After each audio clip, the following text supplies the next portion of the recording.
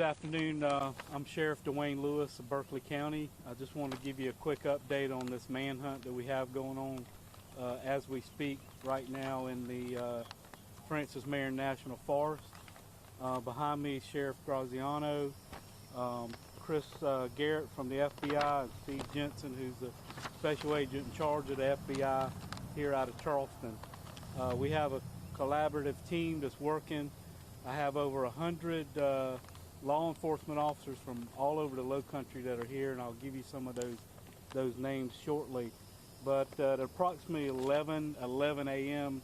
This morning, Berkeley County Sheriff's deputies encountered a suspicious suspect on a bicycle. We had received a call from on Halfway Creek Road near Southampton Road that the individual matched the description of Michal Burham, who is wanted, that I know y'all are all familiar with. My sheriff's deputies had him on the side of the road. They were asking questions. He was being real evasive, and at that point they determined that he was actually the suspect that all the law enforcement agencies in the low country are looking for.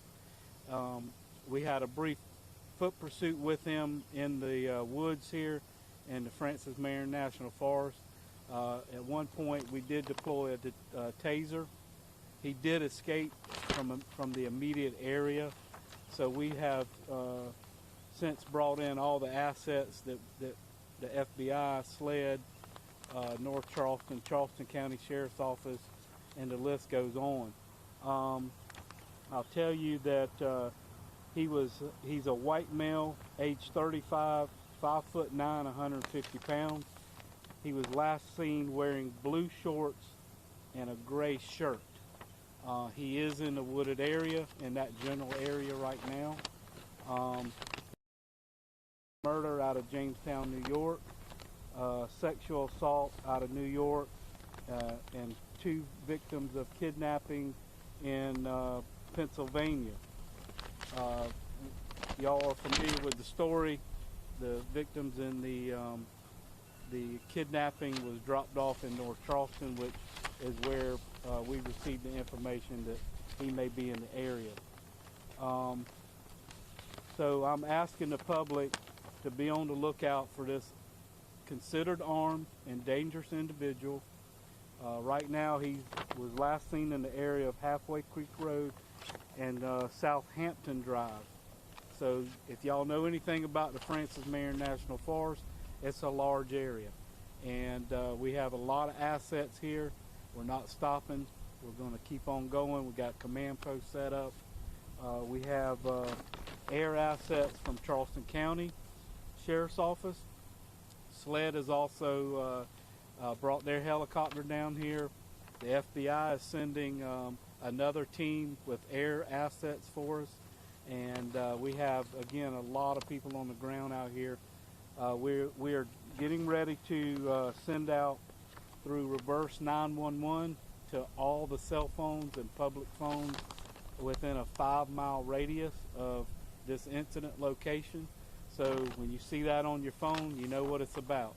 If anybody sees this individual, if they get a phone call or anything from anybody about his whereabouts, please call us. I'm asking the public to call 1-800-CALL-FBI. That's a number that's been set up. It's easy to remember, and we will gladly be happy to have that information. For any of the other information, I'll ask my friends here at the FBI if they wanted to say anything. Can I ask one thing before you go about the encounter that your deputies had? Did they get body cam, dash cam? Is there any video of the suspect? Yes, there's body cam, and we're having trouble downloading it because we're in a remote location, so we're working on that as we speak. Hope to get that to you as well. But the photographs that the FBI has and all the law enforcement agencies have is fairly spot on. He does have more facial hair than he does in that earlier picture that you have. So we're going to be talking about releasing that latest picture, I think, here in just a little while.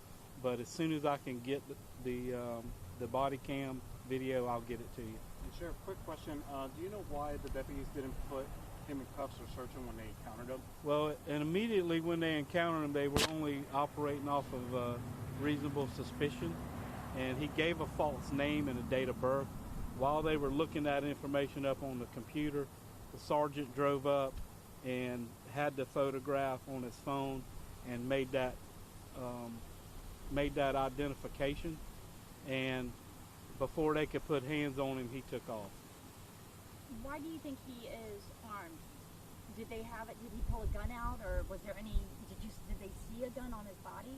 We had information from the FBI that he was armed at some of these crimes that he's committed. So we are considering that, and we have not recovered a firearm. For air assets, is there any type of thermal imaging being deployed to try to see if he's in the woods in the area? Everything we have is being deployed from the Sheriff's Office, from Charleston County, SLED, FBI. All of our assets are out here. And Sheriff, do you have a list of agencies that have responded so far to help? Yes. So Berkeley County, Charleston County Sheriff's Office, North Charleston Police, Mount Pleasant, SLED, FBI, U.S. Marshals, Probation and Parole, Department of Natural Resources has a lot of assets on the ground for us. Somerville PD and Charleston City PD is also here. And there may be some more coming in that I don't even know about yet.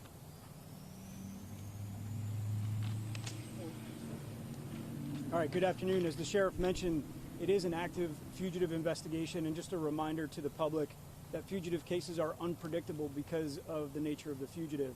A reminder that he is considered armed and dangerous based on information we had from the victim kidnapping that he's not still armed, and if the public sees him, not to approach him but to notify law enforcement by either calling 911 or 1-800-CALL FBI, and law enforcement will respond appropriately. An additional note, any additional press briefings will come from either the sheriff or myself for any updates to the status of this investigation, and I think the sheriff is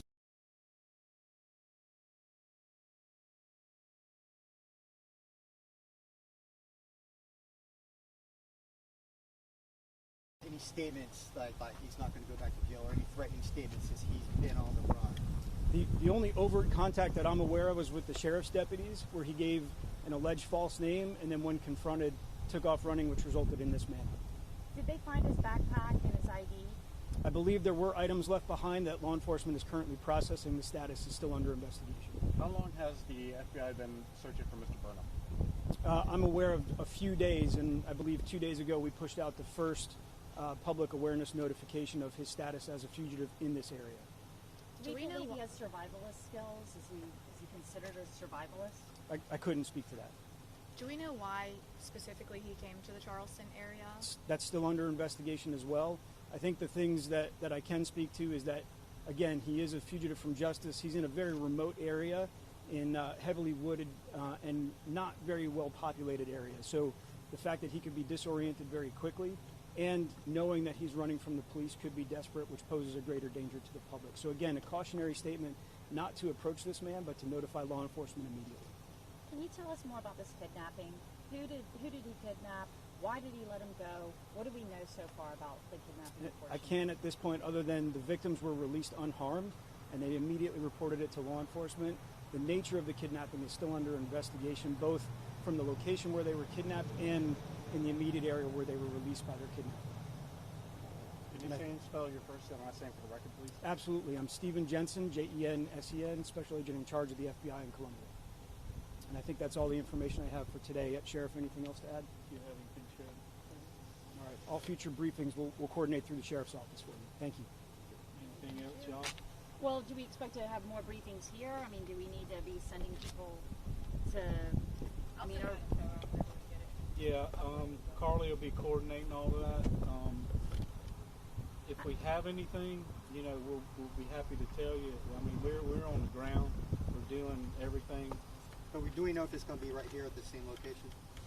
Did we count on that? It's a possible, but I'm not 100% sure at this point. But y'all know me. I'll brief y'all a lot. I'll try to give y'all as much information as I can when I can.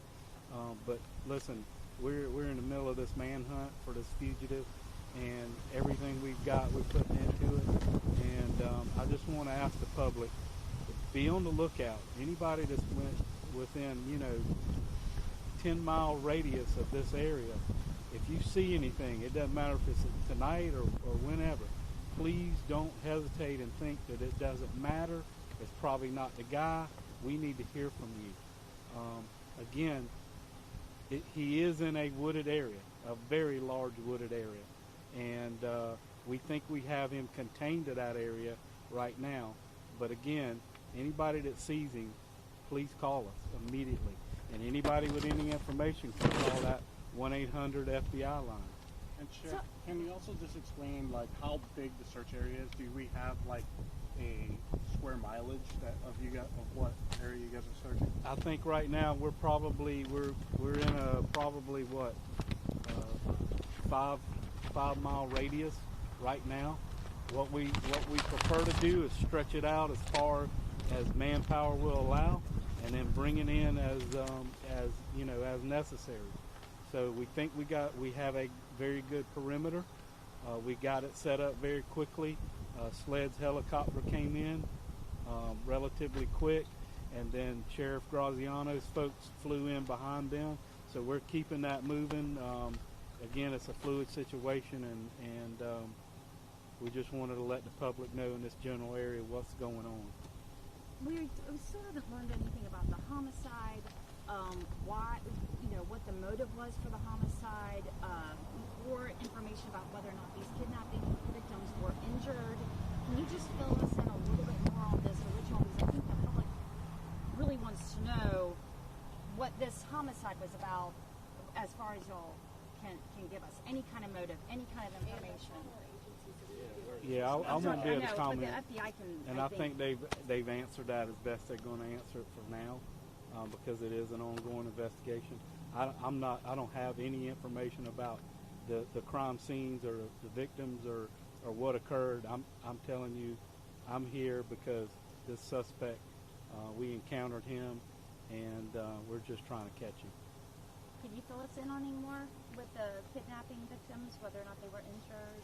So I already stated once, the kidnapping victims were released without injury. The nature of the kidnapping is still under investigation, so more details won't be forthcoming at this point. And as far as the original charges on the homicide, that's handled by a local police department out of our Buffalo field office.